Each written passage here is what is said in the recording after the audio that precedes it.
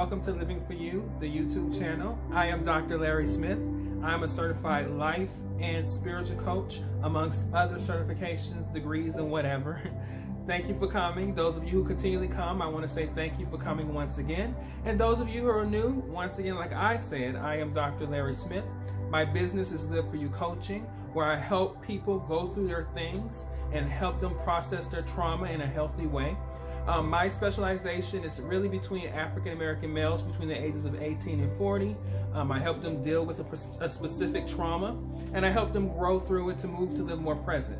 But I'm open and I'm available to helping anyone who wants, desires, needs, and are ready to move their life into that area through coaching. So we're here for that. So just go to www.liveforyoucoaching.com and you can learn more about me. You can learn more about what I offer. You can get a pre-order of the book, and you can do a whole bunch of other things out there at www.liveforyoucoaching.com.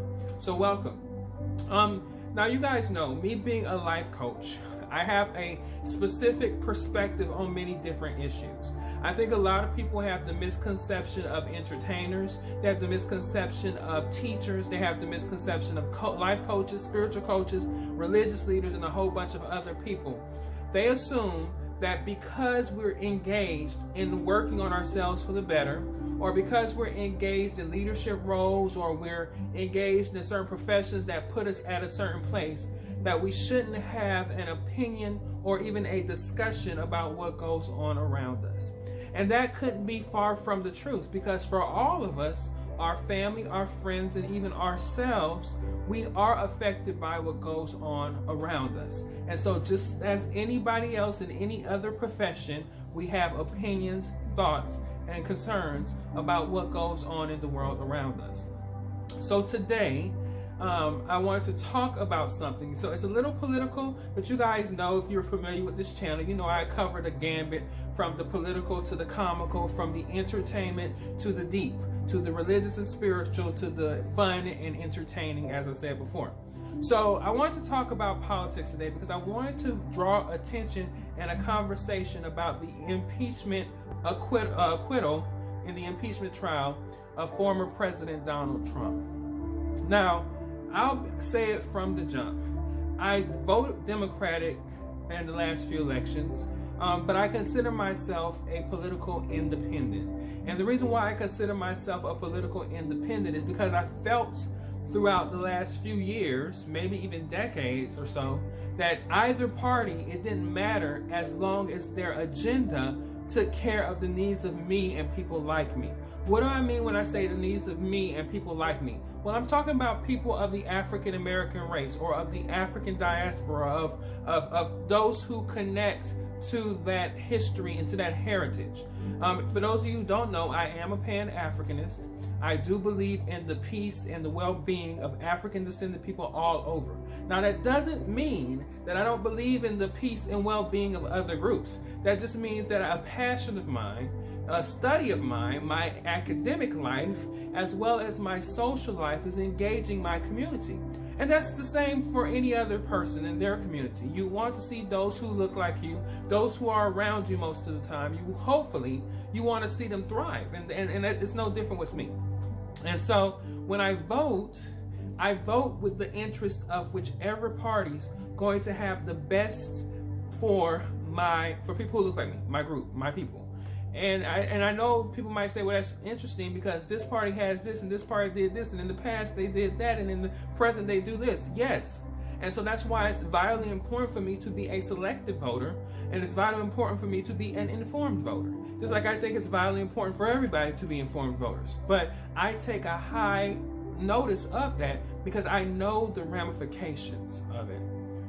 And so I was glued, just like everybody else, to this impeachment trial, this second impeachment trial of Donald Trump. Now, that says something in itself, right? That says something in itself, that you are being put on trial for an impeachment, a second impeachment. You're being put on trial. That has never happened in this country's history, ever. And of course, we know today, by today's ruling, he was acquitted of being convicted for inciting the riot that happened at the nation's capital.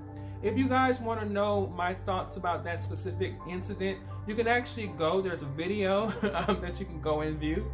I might link it to this video so you guys can go and get an understanding of my take on that, a life coach's take on what happened and where we are in this country at this moment.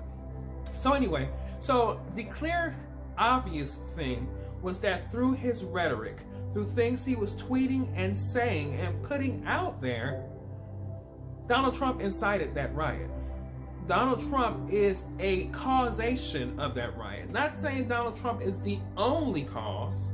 Not saying Donald Trump's words were the only thing that caused that riot to happen, but definitely Donald Trump influenced and stoked the fires of the feelings that created the energy to go and do what happened on that day in January. And so he is responsible for it. However, several Republicans had already made up their mind prior to this time that they weren't going to convict the former president, Trump, over that. And in fact, as you watched the proceedings, you see that some of them weren't even paying attention to what was being said in front of them, to videos that were being showed, to evidence that was being presented. They didn't care because they had already made up their mind that they were not going to convict this man. Now, it's an interesting kind of mix of group. You have some who are just diehard loyalists, and that I think that makes up the majority of them. Those who are diehard Trump loyalists, who knows that he got over 74 million people who voted for him, who wanted him to be president, and they're afraid that if they go against him, their chances of being reelected and their chances of being in their political position is going to be jeopardized. And so they're afraid. They're in this afraid cult type situation. And then there's people like Mitch McConnell said he is that he doesn't think the Senate should be the one to convict somebody who is not a sitting president anymore, who now is a kind of an everyday citizen. But he did, in his speech that he gave today, he noted that he felt like Trump didn't get away with anything because he believes Trump should be criminally charged, because he felt Trump was morally and responsible, morally responsible and responsible in general for what happened on January the 6th. But he didn't choose to vote because he said the Senate shouldn't be the forum for that. He believed the courts should be the forum for that since Trump's now a private citizen. Now, like I said, it's an interesting gambit that you have Republicans who are refusing to stand up for the country. The riot that happened on January 6th had never happened in this country's history.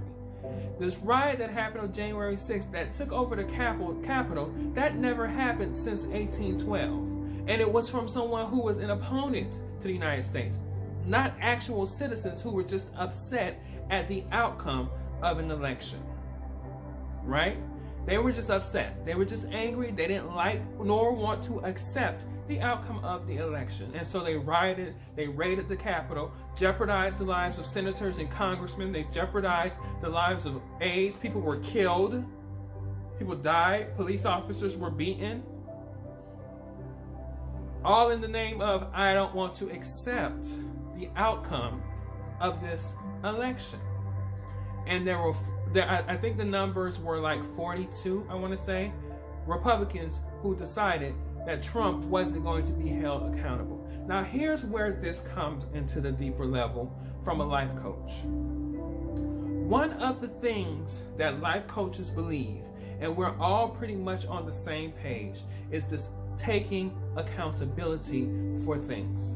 Whether it's taking accountability for your actions, taking accountability for what you're experiencing, taking accountability for what happened, taking accountability for your words, your thoughts, taking accountability. That is a big thing for a life coach, because in order for you to get healing, in order for you to move beyond where you are to the point you want to be, you have to learn to take some sort of accountability for where you are. And so we're big on accountability. We're also big on trying to right what is wrong. If the system is broken, and it needs to be fixed, then it needs to be addressed. You cannot allow something to keep going on and not address it. What Trump created in this country in the last 4 years was division unlike we've seen since the Civil War era, the pre-Civil War era, antebellum era. And because of that, he should never, ever, ever be allowed to hold public office in this country because he poses a threat. I don't have a problem with Republicans. My problem is what Trump stood for people like me and so many other people. The anti-American Progress Party was Trumpism, because Trump represents an America that no longer exists. Trump represents an America that no longer fits where we are now and where we're going. Trump's America, Trump's ideas represent an America that is either dying or have died.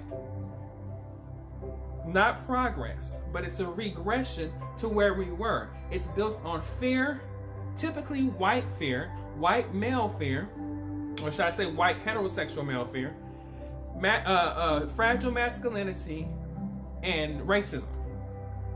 And so we don't, or xenophobia, homophobia, any other type of bigotry we don't want in this country at this point, because we're trying to move forward to a better country that is more inclusive for everyone. And Trump's America and his vision wasn't that. And that's what created the atmosphere for a riot. That's what created the atmosphere that we have for what was going on throughout the majority of his presidency. Nothing really was accomplished other than stoking the division that was already there, but added fire to it and made it even worse. And so that's why this conviction was important, because it would have at least said, we do not stand in this country for what you're standing for. We stand for truth. We stand for justice. We stand for equality. We stand for peace. We stand for peace. And Trump's America wasn't that. And so for me, an acquittal by the Senate is kind of condoning that. These Republicans are condoning that. And they're doing it for party loyalty. They're doing it for Trump loyalty. They're doing it for cultism. They're not doing it for the country. And when we start setting the precedent that the country's safety and the country's precedents that we've had set and we're trying to grow as is unimportant, we cause something very bad. We show our children that it is okay to do terrible things, because if enough people believe you, stick with you, you won't get in trouble for it.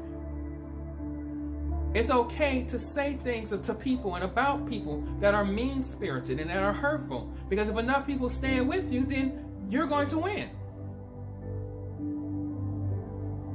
It smacks all of us in the face who believe in equality. It smacks all of us in the face who believe in peace. It smacks all of us in the face who believes in the United States. So I'm not going to go too further on that, but I wanted to get on here and say this sets a new precedent. We are setting grounds that we need to not go down. We are going down a road that we do not need to go down. And if we don't turn this thing around, it can go somewhere we don't want to be. That's it. I love you guys. No matter who you are out there in the world, no matter how you voted, no matter what you believe, I love you. I'm going to love you regardless, because that is what we're here to do. So I'm going to love you. I love you. I continue to love you. Remember to go ahead and follow me on social media at Dr. Larry Smith on Instagram and on Facebook. Like, subscribe, and comment on the channel. And I look forward to seeing you all in the next video. Peace.